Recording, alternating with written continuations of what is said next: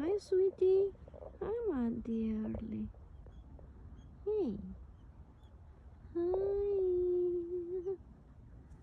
Hey.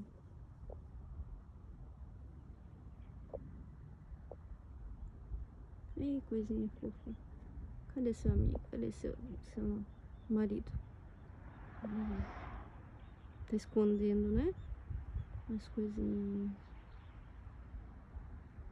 Tá escondendo. Eles andam sempre always together. The girls, they're always together like a couple. There in Myanmar, I feed them 10 couples. Always they are together. When they are not together with everybody, not couple, I mean families and everything, they are just two, and they live in same area and don't let other crows going coming down and they fight if other come.